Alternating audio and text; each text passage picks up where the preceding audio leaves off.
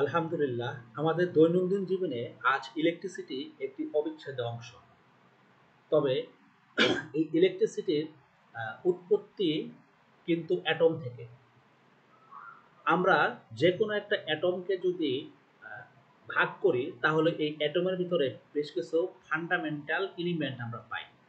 যে কোনো একটা অ্যাটমের ভিতরে আমাদের তিনটা ফান্ডামেন্টাল এলিমেন্ট থাকে। এর মধ্যে একটা হলো ফোটন, ইলেকট্রন এবং নিউট্রন।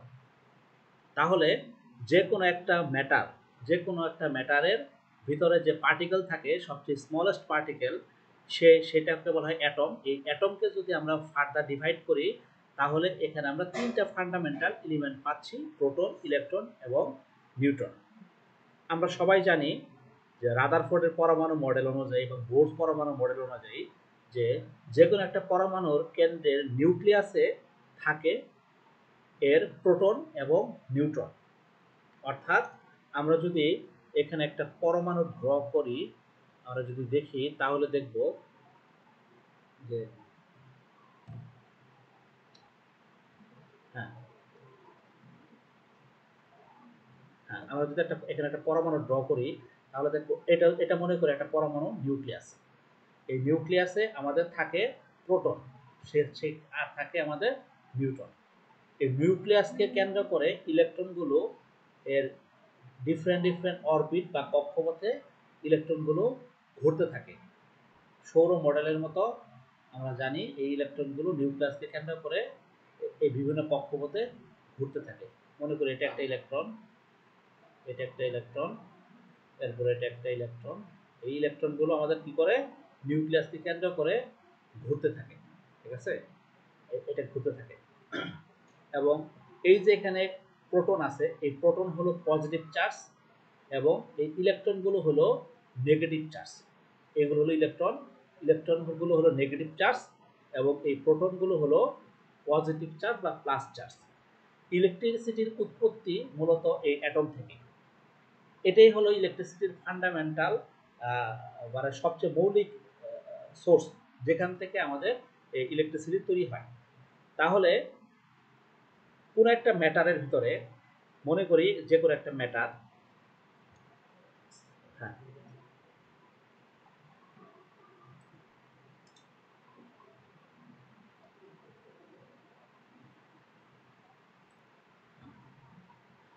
এখানে আমরা কল্পনা করি যে একটা যে কোনো একটা ফান্ডামেন্টাল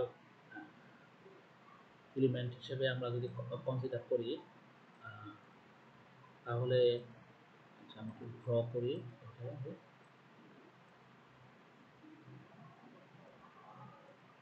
হ্যাঁ, মনে করি এটা একটা ম্যাটার। এখানে একটা ম্যাটার আমার রাখা আছে। ম্যাটার বলতে যে কোনো কারেন্ট ক্যারিং কোনো একটা ম্যাটেরিয়াল, যেটা ভিতরে কারেন্ট প্রবাহিত হয়, বিদ্যুৎ প্রবাহিত হয়। যেমন ধরো আয়রন, মনে করি এটা একটা আয়রন প্লেট। এই আয়রন প্লেটের ভিতরে কি থাকে, অসংখ্য অ্যাটম থাকে। এই অ্যাটমগুলোর মধ্যে আমাদের প্রোটন এবং ইলেকট্রন সমান অনুপাতে থাকে, সমান সংখ্যায় থাকে। যে কোনো একটা পদার্থের ভিতরে সমান সংখ্যায় থাকে। মনে করি এটা একটা আয়রনের অ্যাটম। ঠিক আছে, আয়রনের অ্যাটমে এখানে আমার প্রোটন থাকবে আর চারপাশে থাকবে ইলেকট্রন। এখানে যতগুলো প্রোটন থাকবে এই ইলেকট্রন সংখ্যা কি ঠিক ততগুলো থাকবে। তাহলে এক্ষেত্রে আমরা বলতে পারি এই অ্যাটমটা হলো চার্জড নিউট্রাল। যদি কোনো কারণে কোনো একটা অ্যাটম থেকে কোনো একটা ইলেকট্রন ছিটকে বাইরে বের হয়ে যায়, কোনো একটা বাইরে কোনো এক্সটার্নাল এনার্জির ফলে কোনো একটা ইলেকট্রন যদি বাইরে বের হয়ে যায়, তাহলে কি হবে, এই আয়রনের এই অ্যাটমটার ভিতরে আমাদের প্রোটনের সংখ্যা বেশি হয়ে যাবে, ইলেকট্রনের সংখ্যা কম হয়ে যাবে। এর ফলে কি হবে, আমাদের এই অ্যাটমটা পজিটিভ চার্জে চার্জ হয়ে যাবে। অর্থাৎ এটার চার্জ এখন পজিটিভ চার্জ। যদি আর বিপরীতটা ঘটে, মনে করি একটা অ্যাটমের ভিতরে আমার বাহির থেকে ইলেকট্রন, বাড়তি ইলেকট্রন এসে এখানে অ্যাড হলো, এখানে বাড়তি ইলেকট্রন এসে এখানে অ্যাড হলো, তাহলে এখানে প্রোটনের সংখ্যা যা, তার থেকে ইলেকট্রনের সংখ্যা বেশি হয়ে গেল। এই ধরনের কেসের ক্ষেত্রে আমরা বলতে পারি যে এই অ্যাটমটা বা এই পরমাণুটা নেগেটিভ চার্জে চার্জড হয়ে গেল। অর্থাৎ এটা এটা হলো আমাদের নেগেটিভলি চার্জড। সেম ভাবে যদি প্রোটন এবং ইলেকট্রন সংখ্যা সমান থাকে তাহলে তাকে বলতে পারি চার্জ নিউট্রাল। এখন এটা যদি আমরা অ্যাটমের ক্ষেত্রে কনসিডার না করে যদি একটা লার্জ স্কেলে চিন্তা করি, মনে করি একটা আয়রন বার, আমরা একটা কনসিডার করি একটা আয়রন বার, ঠিক আছে, আমরা এটাকে একটা আয়রন বার কনসিডার করি। তাহলে আয়রন বার যদি কনসিডার করি, মনে করি এই যেটা একটা আমরা আয়রন বার কনসিডার করলাম বা লোহার একটা দণ্ড কনসিডার করলাম, এর ভিতর অসংখ্য অ্যাটম আছে। এই অ্যাটমগুলো কি করতেছে, আমাদের এই অ্যাটমের চারপাশে ইলেকট্রনগুলো কি প্রায় ফ্রিলি এখানে মুভ করতে পারে। আমরা জানি যে কোনো একটা ম্যাটেরিয়ালের ভিতরে ইলেকট্রনগুলো ফ্রিলি মুভ করে। নরমালি চার্জ নিউট্রাল কন্ডিশনে ইলেকট্রন এবং প্রোটনের সংখ্যা সমান থাকে। যদি এই আয়রন বার থেকে বাহির থেকে বল প্রয়োগ করে বা অন্য কোনো উপায় এক্সটার্নাল এনার্জি অ্যাপ্লাই করে এই ইলেকট্রনগুলোকে এই বার থেকে আমি বের করে নিয়ে আসতে পারি, তাহলে কি হবে, এই বারের ভিতরে প্রোটন সংখ্যা বেশি থাকবে, ইলেকট্রন সংখ্যা যেহেতু বের করে নিয়ে আসছি ইলেকট্রন আমাদের কম হয়ে যাবে, এক্ষেত্রে এই বারটা আমার পজিটিভ চার্জে চার্জড হয়ে যাবে। সেম যদি বিপরীত কাজটা করি, মনে করি বাহির থেকে কোনো একটা ফোর্সের মাধ্যমে, কোনো একটা শক্তির মাধ্যমে মাধ্যমে বল প্রয়োগ করে বাড়তি ইলেকট্রন এই বারের ভিতরে আমি ঢুকাই দিলাম, তাহলে কি হবে, এখানে ইলেকট্রনের সংখ্যা বেশি হয়ে যাবে, প্রোটনের সংখ্যা কম হয়ে যাবে, তাহলে এই লোহার দণ্ডটা কি হয়ে যাবে, নেগেটিভ চার্জে চার্জড হয়ে যাবে। আর যদি আমরা এটাকে ফ্রিলি রাখতে দেই, তাহলে আমাদের কি হবে, চার্জ আমাদের নিউট্রাল থাকবে, অর্থাৎ প্রোটন এবং ইলেকট্রন যদি সেম রাখি, কোনো কিছু এক্সট্রা কোনো এনার্জি অ্যাপ্লাই না করি, তাহলে এখানে প্রোটন এবং ইলেকট্রন সংখ্যা সমান থাকবে এবং এটা একটা চার্জ নিউট্রাল হিসেবে কাজ করবে। তাহলে এক্ষেত্রে আমরা কি বুঝতে পারলাম, আমরা যদি কনসিডার করি, হ্যাঁ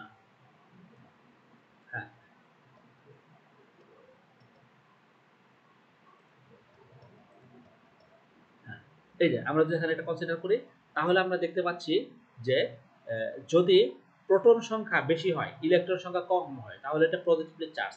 বিপরীতভাবে প্রোটন সংখ্যা কম হয়ে ইলেকট্রন সংখ্যা বেশি হলে এটা হলো নেগেটিভ চার্জ। আর যদি দুইটা সমান হয় তাহলে ইলেকট্রিক্যালি নিউট্রাল, ইলেকট্রিক্যালি নিউট্রাল। আচ্ছা, এখন হোয়াট ইজ চার্জ, এই চার্জ জিনিসটা কি, আমরা দেখলাম যে চার্জ হলো আমাদের, এটা মূলত ইলেকট্রন, তাই না, ইলেকট্রনের মুভমেন্টের ফলে আমাদের চার্জের জন্ম হয়। সুতরাং চার্জ মূলত কিছুই না, জাস্ট লাইক অ্যাজ ইলেকট্রন, ইলেকট্রনই হলো চার্জ, ঠিক আছে। এই চার্জের একটা একক আছে, ইলেকট্রনের চার্জ, যদি আমরা ইলেকট্রনকে যদি আমি একটা ফান্ডামেন্টাল একক হিসেবে কল্পনা করি, তাহলে এই চার্জটা খুবই কম, খুবই নগণ্য। এই জন্য আমাদের একটা লার্জ স্কেলে চিন্তা করতে হয়, অর্থাৎ চার্জের একটা বড় একটা একক দরকার, যেটাকে আমরা সহজে ব্যবহার করতে পারবো। চার্জের এই এককটাকে বলা হয় কোলম, এটাকে বলা হয় কোলম, যেটাকে আমরা সি দিয়ে প্রকাশ করি। 1 কুলম চার্জ মানে কি, 1 কুলম চার্জ হলো মূলত 625 × 10⁻16 পরিমাণ ইলেকট্রনের চার্জ। একটা ইলেকট্রনের চার্জ যত, এরকম 625 × 10⁻16 পরিমাণ ইলেকট্রন মিলে আমাদের 1 কুলম চার্জ হয়। তাহলে আমরা যদি বলি কোনো একটা জায়গায় 1 কুলম চার্জ আছে, এর মানে কি, এর মানে হলো 625 × 10⁻16 পরিমাণ ইলেকট্রনের চার্জ সেখানে সঞ্চিত আছে। এখন একটা ইলেকট্রনের চার্জ কত, আমরা এটা সকলে জানি, একটা ইলেকট্রনের চার্জ হলো -1.6 × 10⁻19 কুলম। এটা আমরা সহজে বের করতে পারি, এখান থেকে এই ইকুয়েশন থেকে আমরা এটা বের করতে পারি। তাহলে 1 কুলম চার্জ সমান সমান এত ইলেকট্রন, তাহলে একটা ইলেকট্রনের চার্জ কত, এটাকে 1 বাই এটাকে করলে আমাদের আসে 1.6 × 10⁻19। যেহেতু ইলেকট্রনের চার্জ নেগেটিভ, এই জন্য সামনে একটা নেগেটিভ আমরা চিহ্ন দিই, ঠিক আছে। আচ্ছা, এখন আমরা দেখলাম ইলেকট্রিসিটির জন্ম মূলত পরমাণু থেকে, পরমাণুর প্রোটন এবং ইলেকট্রনের সংখ্যার উপর ডিপেন্ড করে পজিটিভ চার্জ এবং নেগেটিভ চার্জ ডিফাইন হয়। এখন আমরা দেখব ইলেকট্রিক কারেন্ট মূলত কি, ঠিক আছে। স্থির বিদ্যুৎ বা কোনো ফিক্সড কোনো চার্জ ইলেকট্রিক কারেন্ট ফ্লো করায় না, আমরা জানি। ইলেকট্রিক কারেন্ট, কারেন্ট কি জিনিস, ইলেকট্রিক কারেন্ট হলো মূলত ইলেকট্রনের প্রবাহ। কোনো একটা জায়গায় যদি বেশি পরিমাণে ইলেকট্রন থাকে এবং কোনো একটা অন্য কোনো জায়গায় যদি ইলেকট্রনের ঘাটতি থাকে, এই দুইটার মধ্যে যদি আমরা একটা কানেকশন করে দিতে পারি, তাহলে যে জায়গায় ইলেকট্রন আধিক্য আছে সেই জায়গা থেকে ইলেকট্রন, যে জায়গায় ইলেকট্রন কম সেই জায়গা থেকে প্রবাহিত হয়। ঠিক যেমন পানি, যে জায়গায় অধিক পানি আছে সেখান থেকে যে জায়গায় পানি নাই তার মধ্যে যদি একটা পাইপ দিয়ে কানেক্ট করি, তাহলে কি হয়, অধিক পানিযুক্ত এলাকা থেকে পানি কম পানিযুক্ত এলাকার দিকে প্রবাহিত হয়। ঠিক সেইম ভাবে কোনো জায়গায় যদি অধিক পরিমাণে ইলেকট্রন থাকে, অর্থাৎ ইলেকট্রনের আধিক্য থাকে, এবং অন্য কোনো জায়গায় যদি ইলেকট্রনের স্বল্পতা থাকে, তাহলে দুটার মধ্যে যদি আমরা একটা কানেকশন করে দেই কোনো একটা মেটালের মাধ্যমে, বা যেখান থেকে আমাদের ইলেকট্রন ফ্লো করে যে সমস্ত ম্যাটেরিয়ালের ভিতর দিয়ে, এই ধরনের ম্যাটেরিয়ালের মাধ্যমে যদি কানেকশন করে দেই, তাহলে এই অধিক ইলেকট্রন যুক্ত এলাকা থেকে কম ইলেকট্রন যুক্ত এলাকার দিকে ইলেকট্রন প্রবাহিত হয়। ইলেকট্রনের এই প্রবাহটাই হলো ইলেকট্রিক কারেন্ট। ঠিক আছে, তাহলে ইলেকট্রিক কারেন্ট কি? কোন একটা নির্দিষ্ট দিকে ইলেকট্রনের যে মুভমেন্ট, ইলেকট্রনের যে প্রবাহ, সেটাকেই বলা হয় ইলেকট্রিক কারেন্ট। এক্ষেত্রে আমরা সবাই জানি যে চার্জ সবসময় পজিটিভ, কি বলে, ইলেকট্রন সবসময় প্রবাহিত হয়, প্রোটন কখনোই প্রবাহিত হয় না, কারণ প্রোটন একটা ভারী পদার্থ, ভারী কণা।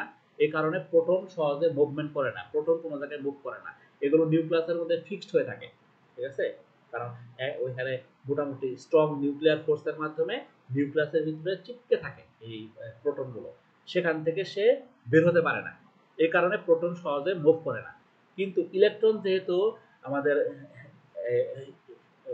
বাইরের কক্ষপথে থাকে এবং নিউক্লিয়াসের সাথে মোটামুটি এত স্ট্রংলি কানেক্টেড থাকে না, উইকলি কানেক্টেড থাকে ইলেকট্রোম্যাগনেটিক ফোর্সের মাধ্যমে, উইকলি কানেক্টেড থাকে, যে কারণে ইলেকট্রনগুলো সহজেই পরমাণু থেকে বের হতে পারে এবং সে স্বাধীনভাবে চলাচল করতে পারে। এই ইলেকট্রনের মুভমেন্টটাই হলো আমাদের ইলেকট্রিক কারেন্ট। কোনো একটা নির্দিষ্ট দিকে যদি ইলেকট্রন মুভ করে, তাহলে বলতে পারি সেটি হলো আমাদের ইলেকট্রিক কারেন্ট। ঠিক আছে, তাহলে ইলেকট্রিক কারেন্টকে আমরা বলতে পারি যে ইলেকট্রনের মুভমেন্ট। ইলেকট্রনের মুভমেন্ট মানে কি? নির্দিষ্ট পরিমাণ ইলেকট্রনের মুভমেন্ট, অর্থাৎ চার্জের মুভমেন্ট। ইলেকট্রন মানেই তো চার্জ, তাই না? অর্থাৎ নির্দিষ্ট পরিমাণ ইলেকট্রনের মুভমেন্টটাই হলো ইলেকট্রিক কারেন্ট কোনো একটা নির্দিষ্ট দিকে। তাহলে ইলেকট্রিক কারেন্টকে আমরা লিখতে পারি কিভাবে? ইলেকট্রিক কারেন্টকে লিখতে পারি এভাবে, যে electric current I equal to, এখানে লিখতে পারি কিউ বাই টি। অর্থাৎ কোনো একটা নির্দিষ্ট দিকে নির্দিষ্ট সময়ে যতটুকু কারেন্ট ফ্লো করে, যতটুকু চার্জ ফ্লো করে, কোনো একটা নির্দিষ্ট দিকে কোনো একটা নির্দিষ্ট সময়ে যতটুকু চার্জ ফ্লো করে, সেটাই হলো আমাদের ইলেকট্রিক কারেন্ট। অর্থাৎ চার্জের ফ্লো নির্দিষ্ট দিকে নির্দিষ্ট সময়ে, চার্জের ফ্লোটাই হলো তার ইলেকট্রিক কারেন্ট। তাহলে I equal to Q by T, এই ফর্মুলা দিয়ে আমরা ইলেকট্রিক কারেন্টকে ডিফাইন করতে পারি। ঠিক আছে, আচ্ছা, তাহলে আমরা এখান থেকে, এই ইকুয়েশন থেকে সহজেই আমরা ইলেকট্রিক কারেন্টের একক নির্বাচন করতে পারি। কারেন্টের একক হলো অ্যাম্পিয়ার। অ্যাম্পিয়ার জিনিসটা কি? মনে করি কোনো একটা নির্দিষ্ট দিকে মনে করি একটা আছে, মনে করো এটা একটা পয়েন্ট, এখানে মনে করো ইলেকট্রনের সংখ্যা বেশি, এখানে ইলেকট্রনের আধিক্য বেশি। ঠিক আছে, আবার এইটাও একটা পয়েন্ট যেখানে ইলেকট্রনের সংখ্যা কম, এখানে প্রোটনের সংখ্যা বেশি, ইলেকট্রনের সংখ্যা কম। তো এটাকে যদি আমি কোনো একটা তার দিয়ে কানেক্ট করি, তাহলে অধিক সংখ্যক ইলেকট্রন থেকে কম সংখ্যক ইলেকট্রনের দিকে ইলেকট্রনগুলো আমাদের মুভ করবে, ইলেকট্রনগুলো এইদিকে আমাদের মুভ করবে। তাহলে এই মুভমেন্টটা ইলেকট্রিক কারেন্ট। মনে করো এটা 1 সেকেন্ড সময়ে যতগুলো ইলেকট্রন মুভ করতেছে, মনে করি 1 সেকেন্ড সময়ে যতগুলো ইলেকট্রন মুভ করতেছে, সেইটার চার্জ হলো কিউ পরিমাণ চার্জ মুভ করতেছে। তাহলে এই ফর্মুলা অনুযায়ী বলতে পারি I equal to Q by T. Charge মানে কি? চার্জ মানে হলো নাম্বার অফ ইলেকট্রন। ঠিক আছে, ইলেকট্রনের charge into number of electron.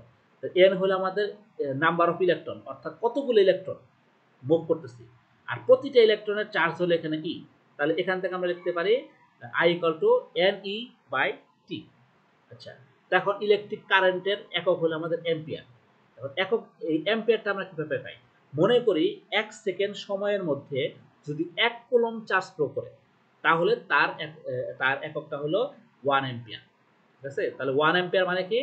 1 ampere of current is said to flow through a wire if at any section 1 coulomb of charge flow in 1 second।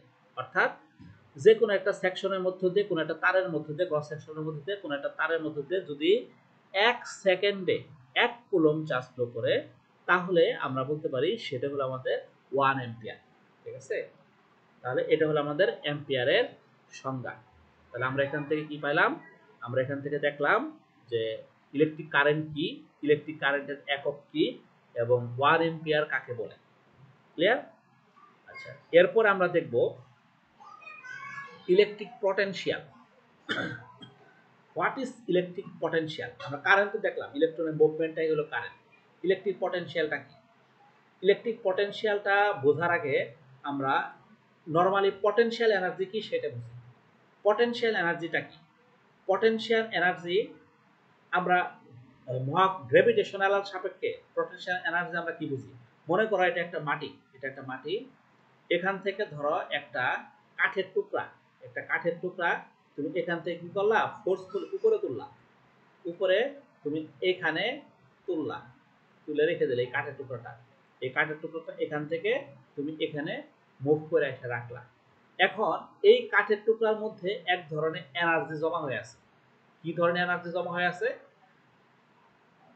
এটার একটা কাজ করার একটা সামর্থ্য তৈরি হয়েছে। কিভাবে? এখানে কি পরিমাণ এনার্জি জমা আছে, এই কাঠের টুকরাটা যদি তুমি এখন এখান থেকে ছেড়ে দাও, তাহলে কি করবে, এই ফ্রিলি নিচের দিকে মুভ করে এখানে একটা বল প্রয়োগ করবে। এখানে যদি কোনো কিছু রাখো সে ব্যথা পাবে অথবা আঘাত পাবে।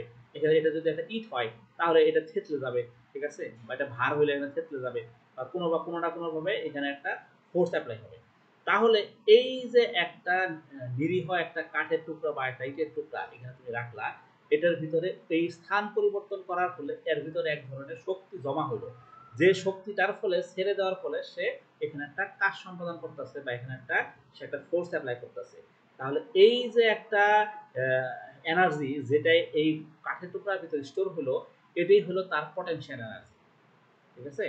অনুরূপভাবে যদি ইলেকট্রন, মনে করো এখানে ইলেকট্রন, কাঠের বদলে এখানে ইলেকট্রন কল্পনা করো, এই ইলেকট্রনকে বল প্রয়োগ করে তুমি এই জায়গায় আটকায় রাখলা, এই জায়গায় অধিক পরিমাণ ইলেকট্রন আটকায় রাখলা। এখন কি করলা, কোন একটা তার দিয়ে কানেকশন করে দিলাম, তাহলে এই যে ইলেকট্রনগুলো আটকে ছিল, এই ইলেকট্রনগুলো এখানে আটকে থাকার ফলে কি এর একটা এনার্জি এখানে ক্রিয়েট হয়েছে, সে এখানে একটা কাজ সম্পাদন করতে পারে। এর ফলে কানেকশন দেওয়ার ফলে সে কি করতেছে, এদিকে সে ফ্রিলি মুভ করলো এবং আসার পথে এখানে একটা বাল্ব জ্বালায়, তাহলে সে একটা কাজ সম্পাদন করলো এখানে আসার পথে, ঠিক আছে। এই যে এখানে এনার্জিটা যেটা এখানে স্টোর হয়েছিল সেটাকেই বলা হয় ইলেকট্রিক পটেনশিয়াল, ঠিক আছে। তাহলে ইলেকট্রিক পটেনশিয়াল মানে হলো কোনো একটা চার্জ পার্টিকেল আমরা যদি কোনো জায়গায় স্টোর করে রাখি বা তাহলে সেখানে এক ধরনের এনার্জি স্টোর হয়, সেইটাই হলো আমাদের ইলেকট্রিক পটেনশিয়াল। তাহলে এটাকে আমরা কি বলি, when a body is charged work is done in charging the body. যখন কোনো একটা কিছুকে চার্জ করা হয়, এর চার্জ করা মানে কি, স্থান পরিবর্তন করা, ইলেকট্রনের স্থান পরিবর্তন করা হয়, তখন এই ইলেকট্রনটা এখান থেকে এখানে নেওয়ার ফলে, চার্জ করার ফলে এখানে একটা কাজ সম্পাদন হয়েছে না। হ্যাঁ, এই এই এই যে চার্জ বডিতে একটা কাজ সম্পাদন হয়েছে, this work done is stored in the body. এই যে কাজ পরিমাণ সম্পাদন হয়েছে এখান থেকে ইলেকট্রন এখান থেকে নেওয়ার ফলে এই কাজটা এখানে সঞ্চিত হয়েছিল, তাহলে this work done is stored in the body in the form of electric potential energy. এই ইলেকট্রিক পটেনশিয়াল এনার্জি আকারে এই চার্জটা এখানে, এই কাজটা এখানে সঞ্চিত হয়েছিল, ঠিক আছে। তাহলে the electric potential at a point is the electric potential energy per unit charge, অর্থাৎ প্রতি ইউনিট চার্জের জন্য যে পরিমাণ ইলেকট্রিক পটেনশিয়াল এনার্জি এখানে স্টোর হয়ে থাকে সেটাই হলো এর ইলেকট্রিক পটেনশিয়াল। তাহলে ইলেকট্রিক পটেনশিয়ালকে আমরা লিখতে পারি V equal to electric potential energy divided by charge, অর্থাৎ প্রতি ইউনিট চার্জের ইলেকট্রিক পটেনশিয়াল এনার্জি হলো তার ইলেকট্রিক পটেনশিয়াল V। এটাকে আমরা লিখতে পারি W by Q। Electric potential এনার্জিকে W দিয়ে প্রকাশ করলাম আর চার্জকে আমি Q দিয়ে প্রকাশ করলাম, ঠিক আছে। এই Wটা কি, ইলেকট্রিক পটেনশিয়াল এনার্জি, এটা হলো আমাদের এক ধরনের কাজ, এখানে কাজ করার পরে যেটা জমা হয়েছে ইলেকট্রিক পটেনশিয়াল এনার্জি কি হয়েছে, ইলেকট্রনটা যখন এখান থেকে মুভ করলো এরপরে কাজ সম্পাদিত হয়েছে, এই যে পরিমাণ কাজ সম্পাদিত হয়েছে সেই পরিমাণ এনার্জি এখানে জমা হচ্ছে। তাহলে কাজের একক কি, জুল। সুতরাং ইলেকট্রিক পটেনশিয়াল এনার্জির একক জুল। তাহলে এটাকে লিখতে পারি আমাদের এসআই ইউনিট সমান সমান জুল, আর চার্জের একক কুলম্ব। তাহলে আমাদের ইলেকট্রিক পটেনশিয়ালের একক হলো জুল পার কুলম্ব। এই জুল পার কুলম্বকে আমরা ভোল্ট নামে প্রকাশ করি, এটাকে বলা হয় ভোল্ট। অর্থাৎ ইলেকট্রিক পটেনশিয়াল এনার্জির একক হলো আমাদের ভোল্ট। ওকে, আচ্ছা, তাহলে সো সুতরাং আমরা বলতে পারি electric potential at A point is 10 volt. কোন একটা পয়েন্টে ইলেকট্রিক পটেনশিয়াল 10 ভোল্ট, এর মানে কি? এর মানে হলো if we place A charge of 1 coulomb at that point, আমরা যদি সেই পয়েন্টে 1 কুলম চার্জ জমা করে রাখি, ঠিক আছে, তাহলে the charge will have electrical potential energy of 10 joule. তাহলে ওই চার্জের ইলেকট্রিক পটেনশিয়াল এনার্জি হলো 10 জুল। যদি আমি একটা ইলেকট্রন এখান থেকে এইদিকে মুভ করায় এখানে জমা করে রাখি, ঠিক আছে, এই ইলেকট্রনের চার্জ যদি হয় 1 কুলম, তাহলে এই 1 কুলম এখানে জমা করার ফলে যদি এখানে 10 জুল কাজ সম্পাদিত হয়, মোট কথা হলে 10 জুল ইলেকট্রিক্যাল পটেনশিয়াল এনার্জি জমা হয়, তাহলে আমরা বলতে পারি যে এই পয়েন্টের ইলেকট্রিক পটেনশিয়াল হলো 10 ভোল্ট। সহজ জিনিস, ঠিক আছে।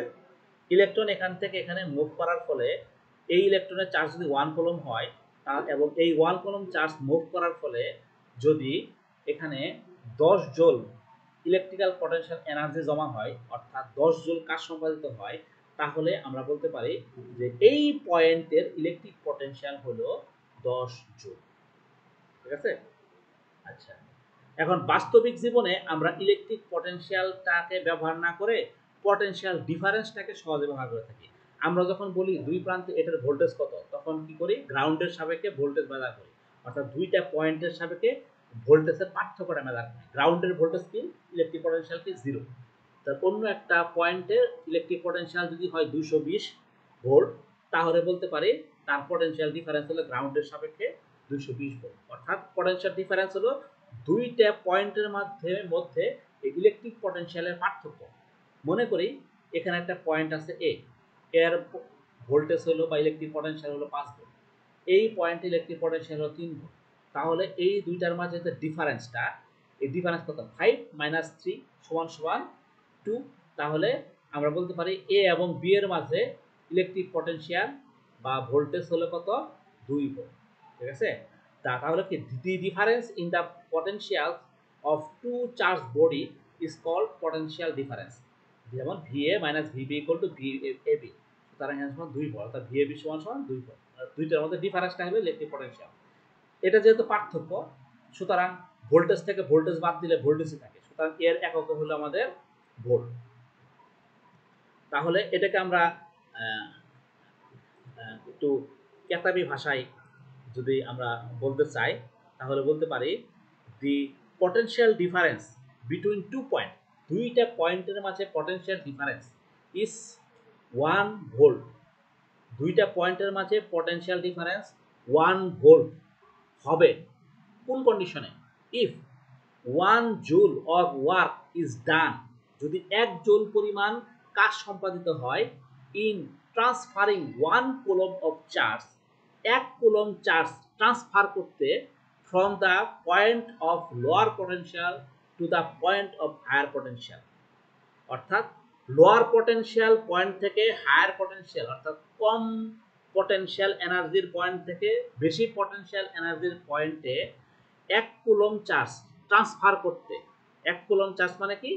এই পরিমাণ ইলেকট্রন যার চার্জ হলো 1 কুলম, ঠিক আছে। এই পরিমাণ চার্জ ট্রান্সফার করতে যদি আমার 1 জুল পরিমাণ কাজ সম্পাদিত হয়, তাহলে এই দুইটা পয়েন্টের মাঝে পটেনশিয়াল ডিফারেন্স হলো 1 ভোল্ট। ক্লিয়ার? ওকে, আচ্ছা, তাহলে আমাদের পটেনশিয়াল ডিফারেন্স আমরা বুঝতে পারলাম। এখন আমরা ইএমএফটা বুঝি। হোয়াট ইজ ইএমএফ বা ইলেকট্রোম্যাগনেটিক ফোর্স? ইএমএফ জিনিসটা কি? ইএমএফ হলো এটা সাধারণত কোনো একটা ব্যাটারির ক্ষেত্রে আমরা ব্যবহার করে থাকি, ইলেকট্রোম্যাগনেটিক ফোর্স এটা ব্যবহার করে থাকি। অর্থাৎ মনে করো কোনো একটা ব্যাটারি বা সেল বা অথবা কোনো একটা ডিভাইসের আমি বললাম ইএমএফ হলো 2 ভোল্ট, ঠিক আছে, ইলেকট্রোম্যাগনেটিক ফোর্স হলো 2 ভোল্ট। এর মানে কি? এর মানে হলো ওই ব্যাটারি যত কুলম চার্জ সাপ্লাই দিবে, ঠিক আছে, ওই ব্যাটারি যত কুলম চার্জ সাপ্লাই দিবে, প্রতি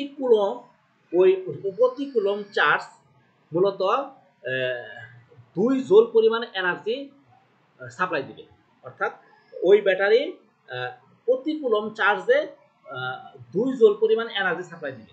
অর্থাৎ 1 কুলম চার্জ যদি এক জায়গা থেকে আরেক জায়গায় সাপ্লাই দেয়, তাহলে ওই 1 কুলম চার্জে সে মূলত 2 জুল এনার্জি সাপ্লাই দিবে। 2 জুল পরিমাণ সে কাজ সম্পাদন করার মতো ক্ষমতা তার মধ্যে আছে, ঠিক আছে। অর্থাৎ it means that the device supplies an energy of 2 joule to each coulomb of charge. অর্থাৎ প্রতি কুলম চার্জে 2 জুল পরিমাণ এনার্জি ওই ডিভাইসটা সাপ্লাই দিতে পারবে, ঠিক আছে। ওই কোনো একটা ব্যাটারি ইএমএফ 2 ভোল্ট মানে হলো ওই ব্যাটারির প্রতি কুলম চার্জ 2 জুল পরিমাণ এনার্জি সাপ্লাই দিয়ে, ঠিক আছে। আর পটেনশিয়াল ডিফারেন্সটা কি ছিল? পটেনশিয়াল ডিফারেন্সটা ছিল মূলত 1 কুলম চার্জ এক জায়গা থেকে অন্য জায়গায় মুভ করার সময় যদি 2 জুল পরিমাণ কাজ সম্পাদন করে, তাহলে তার পটেনশিয়াল ডিফারেন্স হলো আমাদের 2 ভোল্ট, ঠিক আছে। কাজ সম্পাদন করার সাথে সম্পর্ক হলো পটেনশিয়াল ডিফারেন্স।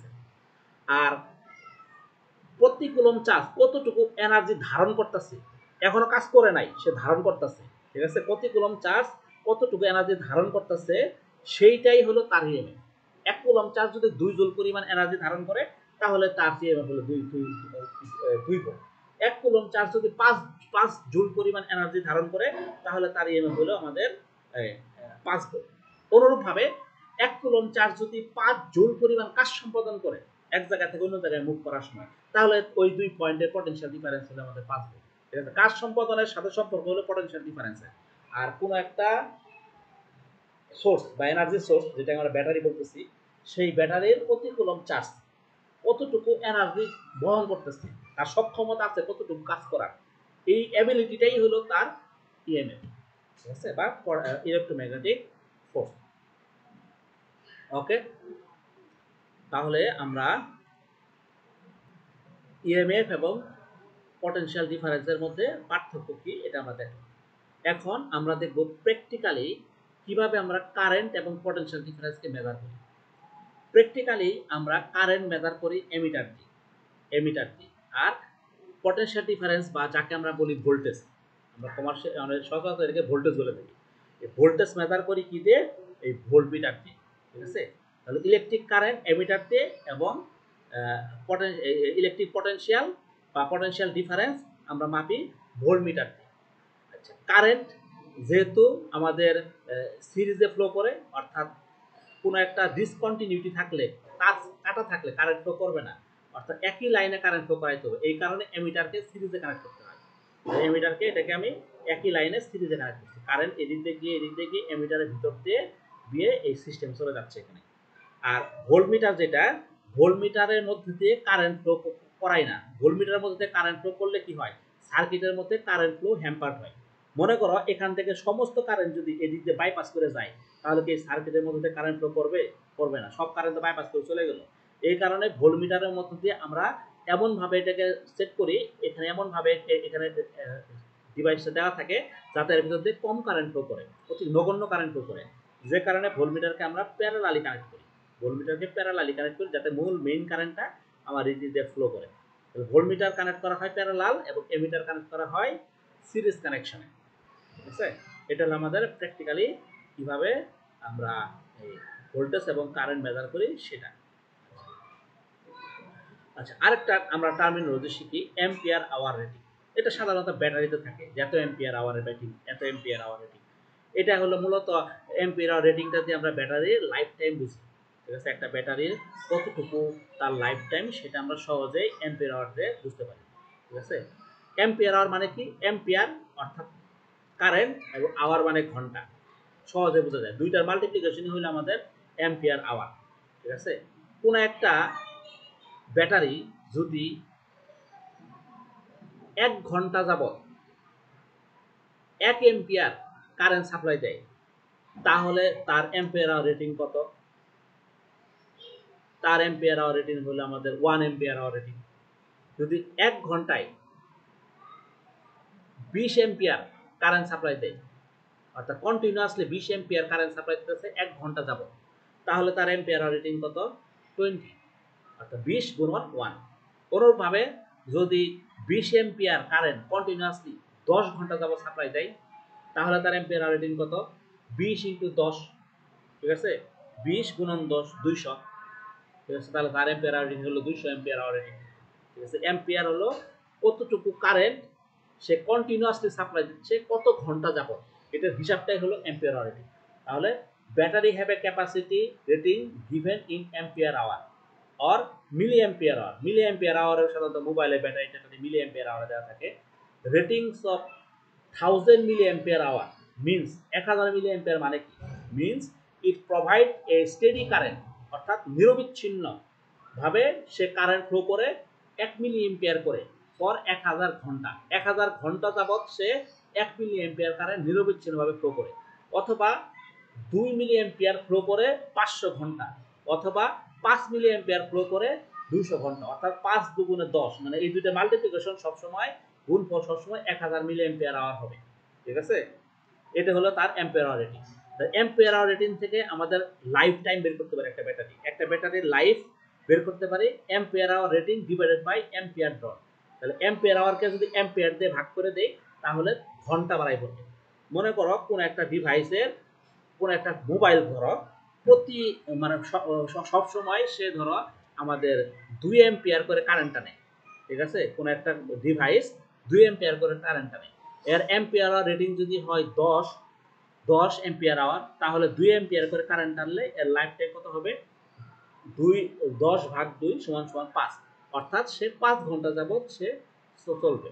ঠিক আছে, এইভাবে আমরা একটা ব্যাটারি কতক্ষণ যাবত চলতে পারে এটার ক্যালকুলেশন আমরা এখান থেকে বের করতে পারি। আচ্ছা, এরপরে আমরা দেখব খুবই গুরুত্বপূর্ণ একটা টপিক এবং ইলেকট্রিক্যাল ইঞ্জিনিয়ারিং এর ইঞ্জিনিয়ারদের সবচেয়ে বহুল ব্যবহৃত একটা ফর্মুলা, সেটা হলো ওহমস ল। ওহমস লটা আমাদের এটা একটা বেসিক ফর্মুলা, ফান্ডামেন্টাল ফর্মুলা। এটা খুবই বহুল ব্যবহৃত একটা ফর্মুলা, যে ফর্মুলাটা মূলত ভোল্টেজ এবং কারেন্টের মধ্যে সম্পর্ক দেখায়। এই ফর্মুলাতে আমরা ভোল্টেজ এবং কারেন্টের মধ্যে একটা রিলেশন পাই। তাই এই ফর্মুলাটা কি আমরা দেখি। দি কারেন্ট আই, মনে করি current I flowing through a conductor, একটা কন্ডাক্টরের মধ্য দিয়ে ফ্লো করতেছে। আই পরিমাণ কারেন্ট একটা কন্ডাক্টরের মধ্যে ফ্লো করতেছে ইজ ডিরেক্টলি প্রপোর্শনাল।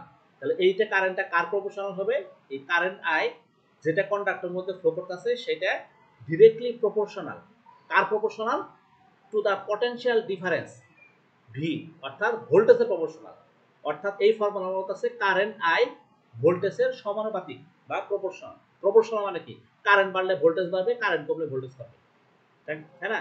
কিন্তু এর কন্ডিশন কি, across its ends provided the physical condition, যদি অন্যান্য physical condition do not change, কোনো পরিবর্তন না হয়, অর্থাৎ অন্যান্য কন্ডিশন যদি অপরিবর্তিত থাকে। কন্ডিশনগুলো কি, ফিক্সড টেম্পারেচার, ফিক্সড স্ট্রেইন এবং টেম্পারেচার যদি ফিক্সড থাকে কোন একটা পরিবেশের, ধরো স্ট্রেইন মানে কি পরিমাণ ফোর্স অ্যাপ্লাই হইতেছে ওই কন্ডাক্টের ভিতরে, স্ট্রেইনটা কত, আর তার টেম্পারেচার তাপমাত্রাটা কতটুকু, এটা যদি ফিক্সড থাকে তাহলে আমরা বলতে পারি ওই কন্ডাক্টরের মধ্যে দিয়ে যে পরিমাণ কারেন্ট ফ্লো করবে সেই কারেন্টটা ওই কন্ডাক্টরের দুই প্রান্তে যে ভোল্টেজটা আমরা সাপ্লাই দেবো সেই ভোল্টেজের সমানুপাতিক। ভোল্টেজ বাড়াইলে, দুই প্রান্তে ভোল্টেজ বাড়াইলে কারেন্ট ফ্লো বাড়বে, ভোল্টেজ কমাইলে কারেন্ট ফ্লো কমবে। অর্থাৎ আমরা সহজে লিখতে পারি I is proportional to V। এখান থেকে বলতে পারি V by I equal to constant। এই কনস্ট্যান্টটাকে আমরা বলি রেজিস্ট্যান্স। এখান থেকে আমরা রেজিস্ট্যান্সের ধারণা পাই। ঠিক আছে, অর্থাৎ এই V এবং I এর প্রপোর্শনাল সাইন থেকে এটা থেকে ওহমস ল যদি বলা হয়, ওহমস ল কিন্তু এটা I is proportional to V, এইটুকুই ওহমস ল। ঠিক আছে, এইটুকুই হলো আমাদের ওহমস ল। এখান থেকে আমরা সমানুপাতিক চিহ্ন তুলে দিয়ে রেজিস্ট্যান্স আর পাই। এখন এটা যদি আমি গ্রাফিক্যালি প্রকাশ করি, এক্স এক্সিসে যদি আমি কারেন্ট রাখি, ওয়াই এক্সিসে যদি আমি ভোল্টেজ রাখি, তাহলে দেখতেছি কারেন্ট বাড়তেছে, ভোল্টেজও বাড়তেছে, অর্থাৎ সমানুপাতিক ভাবে। অর্থাৎ এটা একটা মূল বিন্দুগামী সরল রেখা হবে। এই ঢালটা এই দিকেও হইতে পারে, এই দিকেও হইতে পারে, ঠিক আছে, যে কোনো দিকে হইতে পারে। এই ঢালটা কত হবে এটা ডিপেন্ড করে হলো এই আর এর মানের উপরে। এই আরটা হলো তার স্লোপ বা ঢাল। ঢাল কত আমরা জানি, যে কোনো কিছুর স্লোপ হলো তার টেন থিটা। টেন থিটা মানে কত, লম্ব বাই ভূমি। ঠিক আছে, টেন থিটা মানে হলো লম্ব বাই ভূমি। এখানে যদি আমি একটা সমকোণী ত্রিভুজ কল্পনা করি, ঠিক আছে, এটা যদি হয় 90 ডিগ্রি সমকোণী কবি, তাহলে লম্ব কোনটা, লম্ব হলো যেটা, এটা না, এটা কি, এটা হলো আমাদের ওয়াই, এটা আমাদের এই যে ওয়াই, ওয়াই এর মানটা, ওয়াই কত, ভোল্টেজ। তাহলে ভোল্টেজ হলো উপরে, আর ভূমি কত, এই কারেন্ট, আই হলো কারেন্ট, এই কারেন্ট হলো নিচে, তাহলে tan থিটা ইকুয়াল টু লিখতে পারি কি ভি বাই আই। এই ভি বাই আই হলো আমাদের আর, যেটা আমাদের রেজিস্ট্যান্স, ঠিক আছে। আচ্ছা, তাহলে আমরা লিখতে পারি এখানে এই পয়েন্ট যদি এ হয়, এই পয়েন্ট যদি বি হয়, এ থেকে বি এর মধ্যে কারেন্ট ফ্লো করবে আই এবং এর রেজিস্ট্যান্স থাকবে ভি, তাহলে I is proportional to V.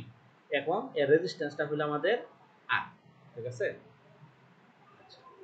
তাহলে এখান থেকে আমি ওহমস ল থেকে কি পাইলাম, রেজিস্ট্যান্সের ধারণা পেলাম। এখন আমরা দেখব হোয়াট ইজ রেজিস্ট্যান্স। এই যে রেজিস্ট্যান্সটা আমরা পাইলাম ওহমস ল থেকে, এই রেজিস্ট্যান্স জিনিসটা কি আসলে, ঠিক আছে, এটা একটু আমরা দেখি। What is resistance?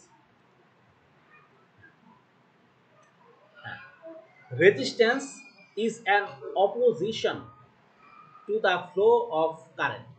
রেজিস্ট্যান্স হলো কারেন্ট ফ্লো এর অপোজিশন, অর্থাৎ কারেন্টের ফ্লো এর অপোজিশনটা হলো রেজিস্ট্যান্স। মোট কথা সহজ ভাষায় রেজিস্ট্যান্স হলো এমন এক ধরনের বৈশিষ্ট্য, যে বৈশিষ্ট্যটা কারেন্ট ফ্লো করতে বাধা দেয়, কারেন্ট প্রবাহিত করতে বাধা দেয়, সেটাকে বলে রেজিস্ট্যান্স। কোন একটা পদার্থের এমন বৈশিষ্ট্য, যে বৈশিষ্ট্যের কারণে ইলেকট্রন মুভ করতে পারে না। কারেন্ট মুভ মানে কি, ইলেকট্রনের মুভ, ইলেকট্রন মুভ করতে পারে না, ইলেকট্রনকে আটকায় রাখে, সেই বৈশিষ্ট্যটাই হলো আমাদের রেজিস্ট্যান্স। রেজিস্ট্যান্স আমরা ওহমস ল থেকে পাই R equal to V by I. এখান থেকে আমরা রেজিস্ট্যান্সের একক পাই ওহম। রেজিস্ট্যান্সের ওহম আমরা কি পাই, যদি 1 ভোল্ট কারেন্ট, 1 ভোল্ট সরি, যদি 1 ভোল্টের কারণে 1 অ্যাম্পিয়ার কারেন্ট ফ্লো করে, ঠিক আছে, তাহলে আমরা পাই সেই কন্ডাক্টরের রেজিস্ট্যান্স হলো 1 ওহম। মনে করো কোন একটা তার আছে, কোন একটা তারের মধ্যে তুমি 1 ভোল্ট অ্যাপ্লাই করলা, এর ফলে 1 অ্যাম্পিয়ার কারেন্ট ফ্লো করবে, তাহলে বলতে পারো ওই তারের রেজিস্ট্যান্স হলো আমাদের 1 অ্যাম্পিয়ার, ঠিক আছে। অর্থাৎ আমরা বলতে পারি a conductor is said to have a resistance 1 ohm।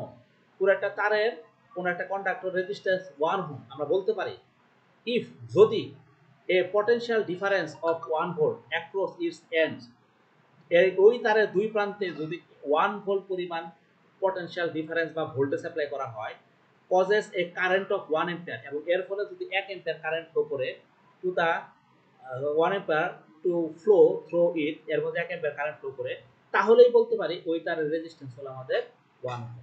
অর্থাৎ 1 ohm equal to 1 volt by 1 ampere, ঠিক আছে। রেজিস্ট্যান্সের সিম্বল হলো আমাদের এটা। ভেরিয়েবল রেজিস্ট্যান্স বা যে রেজিস্ট্যান্সের মান পরিবর্তন করা যায়, সেটার সিম্বল হলো আমাদের এই যে এটা। এখন রেজিস্ট্যান্স মূলত 4টা জিনিসের উপর ডিপেন্ড করে, 4টা জিনিসের উপর রেজিস্ট্যান্সের মান ডিপেন্ড করে।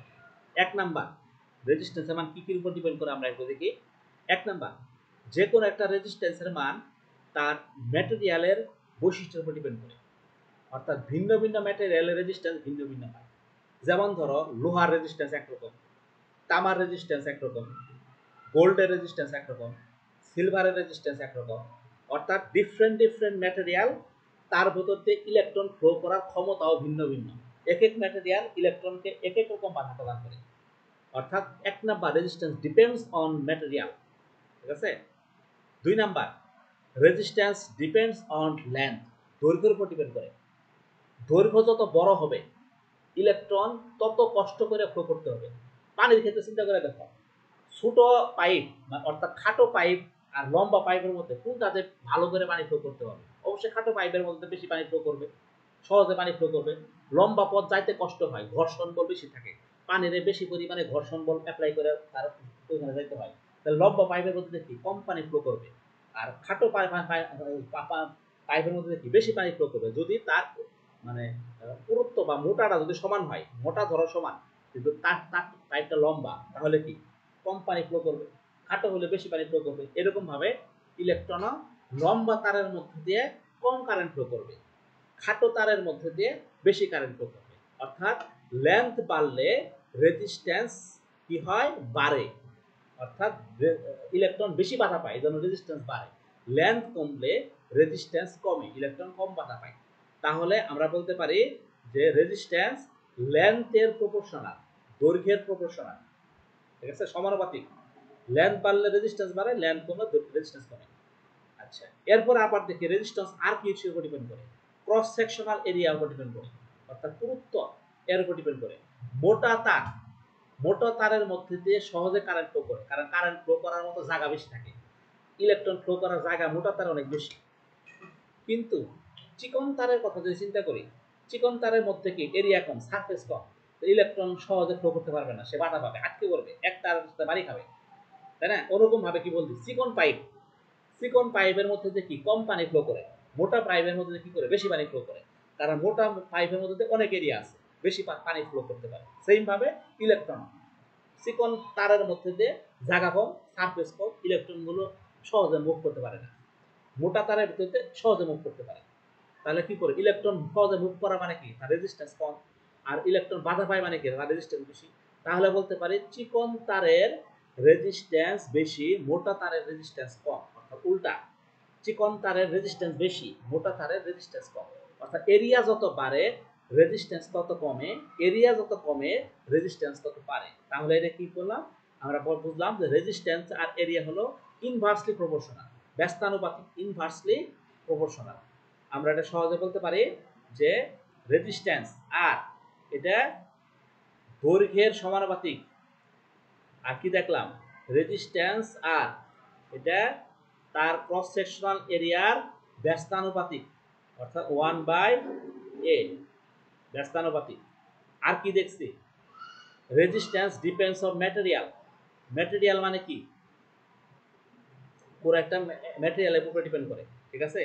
আচ্ছা, এরপরে আর একটা কেস হলো টেম্পারেচারের উপর রেজিস্ট্যান্স ডিপেন্ড করে, টেম্পারেচারের সাথে রেজিস্ট্যান্স বাড়ে বা কমে, এটা ডিফারেন্ট করে কোন কোন ম্যাটেরিয়াল আমরা ব্যবহার করছি। যেমন ধরো যদি কন্ডাক্টর হয়, কন্ডাক্টরের টেম্পারেচার বাড়লে রেজিস্ট্যান্স কি হয়, কমে যায় কন্ডাক্টরের ক্ষেত্রে। যেমন ধরো একটা তামার তার, তামার তার যদি তুমি গরম করো তাহলে তার রেজিস্ট্যান্স বাইরে যাবে, ঠিক আছে।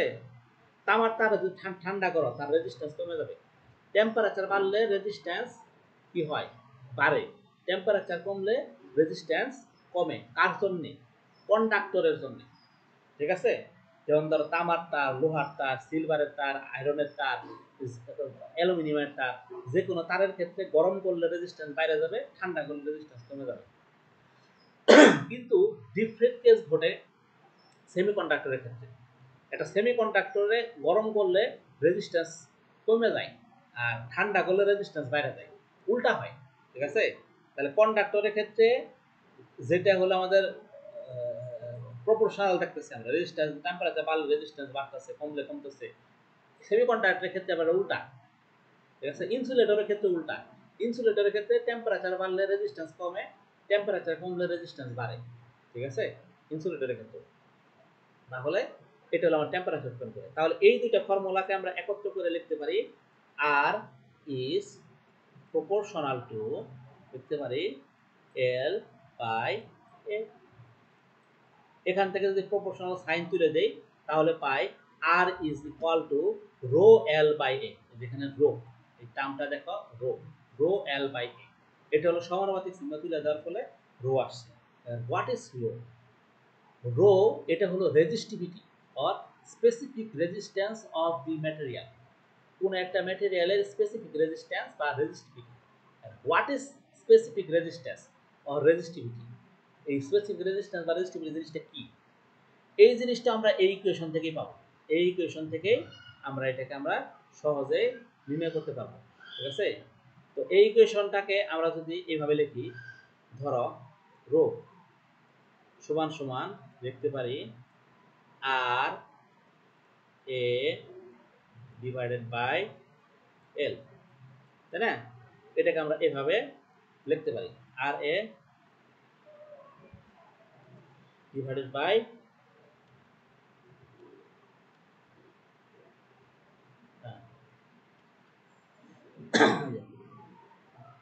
এল, এটাকে লিখতে পারি। এখন খেয়াল করো, এই ইকুয়েশনে আমি যদি এ এর মান, এ এর মান যদি আমি বসাই, এ ইকুয়াল টু 1 মিটার স্কয়ার, এটা ক্ষেত্রফল, এরিয়া যদি হয় 1 মিটার স্কয়ার, এল সমান সমান আমি যদি বুঝাই 1 মিটার স্কয়ার মিটার, তাহলে এই মানটা যদি আমি এখানে বসাই দিই তাহলে কি পাবো, রো ইকুয়াল টু পাবো আর 1 মিটার স্কয়ার আর মিটার, এটা কাটাকাটি 1 1 কাটাকাটি গেল, তাহলে রো কি পাবো, আর পাবো না।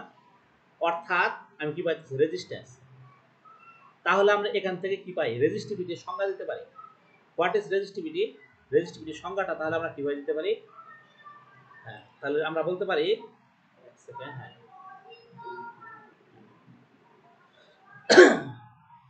আমরা বলতে পারি যদি L equal to 1 মিটার, দেখো L equal to কত? 1 মিটার এবং A equal to 1 metre square, এই পরিমাণ কোন একটা তারের রেজিস্ট্যান্সটাই হলো তার রেজিস্টিভিটি।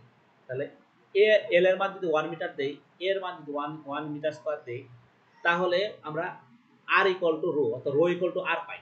অর্থাৎ 1 মিটার লম্বা এবং 1 মিটার স্কয়ার ক্ষেত্রফল বিশিষ্ট কোন একটা তারের রেজিস্ট্যান্সটাই হলো তার রেজিস্টিভিটি অর স্পেসিফিক রেজিস্ট্যান্স। তাহলে কি বলতে পারি? Hence specific resistance or resistivity of a material is the resistance offered by 1 meter length of wire material having area of cross section of 1 meter square, অর্থাৎ 1 মিটার লম্বা 1 metre square ক্ষেত্রফল বিশিষ্ট তারের রেজিস্ট্যান্সটাই হলো তার রেজিস্টিভিটি।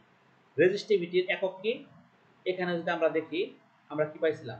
রো ইকুয়াল টু পাইছিলাম আর এ by এল। খেয়াল করে দেখো, আর এর একক কি? আর এর একক হলো ওহম। এর একক কি? এর একক হলো মিটার স্কয়ার। আর এল এর একক কি? হলো মিটার। তাহলে মিটার মিটার স্কয়ার কাটাকাটি গিয়ে থাকে হলো আমাদের মিটার, সমান সমান থাকে কি? Ohm metre. সুতরাং আমরা বলতে পারি SI unit of resistivity is ohm metre. Ohm metre. Clear? Okay, তাহলে আমরা এখান থেকে রেজিস্ট্যান্স কি পাইলাম?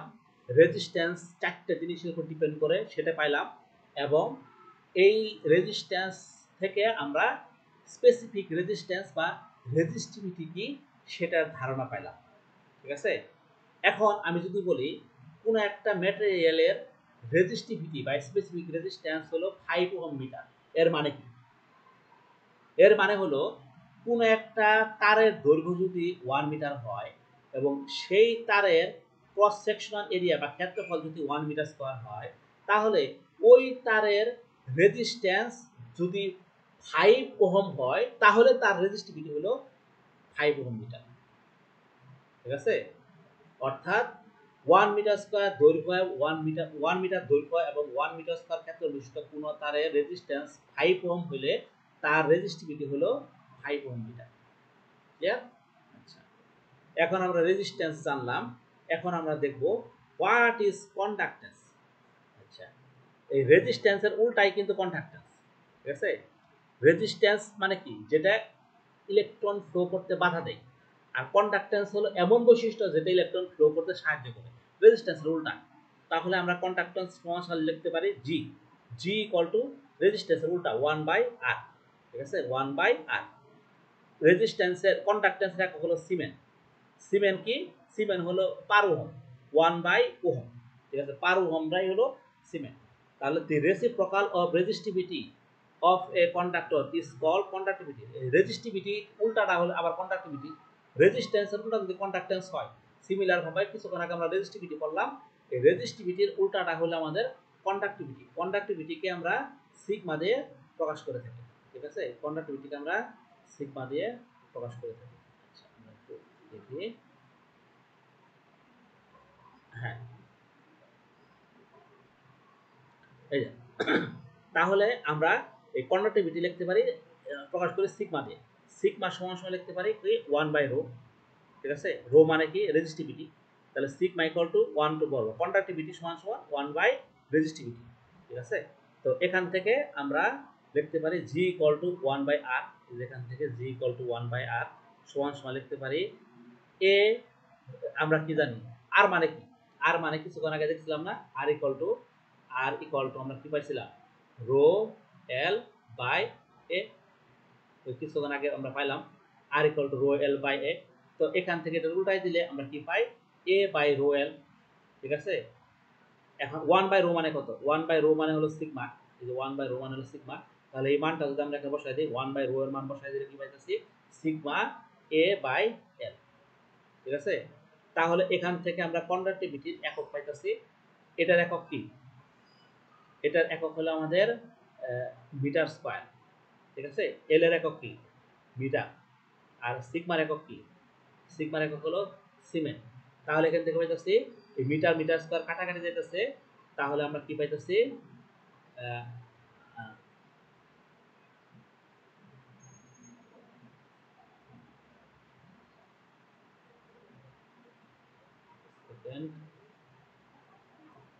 হ্যাঁ, তাহলে এখান থেকে দেখি, এটা এটা একটু আমাদের মিস্টেক হয়েছে। আচ্ছা, এখান থেকে দেখো, খেয়াল করে দেখো এখান থেকে কি পাইতেছি আমরা। আমরা যদি ড্র করি, তাহলে দেখো জি সমান সমান সিগমা এ বাই এল। এখান থেকে কি পাইতেছি, সুতরাং সিগমা সিগমা সমান সমান পাইতেছি জি এল বাই এ। খেয়াল করে দেখো, এল এর একক কত, মিটার। এ এর একক কত, মিটার স্কয়ার। আর জি এর একক কত, সিমেন্স। তাহলে এখান থেকে পাইতেছি মিটার বাই মিটার স্কয়ার, কাটাকাটি যাইতেছে। তাহলে এখান থেকে পাইতেছি আমরা কি, সিমেন্স পার মিটার, বা এটাকে লিখতে পারি সিমেন্স পার মিটার, এইভাবে। অর্থাৎ এক্ষেত্রে আমরা লিখতে পারি কন্ডাক্টিভিটি একক হলো সিমেন্স পার মিটার, ঠিক আছে। এটা হলো আমাদের কন্ডাক্টিভিটির একক। ওকে, ক্লিয়ার। তাহলে কন্ডাক্টিভিটির একক আমরা কিভাবে পেলাম, ঠিক আছে। তাহলে আমাদের আজকের আলোচনা এই পর্যন্ত। আমরা মোটামুটি resistance, conductance, resistivity, conductivity, Ohm's law, voltage, current, এই বেসিক আলোচনাগুলো আমরা ইনশাল্লাহ করলাম। তাহলে নেক্সট আমরা আলোচনা করব কার্বন রেজিস্টর নিয়ে, ঠিক আছে।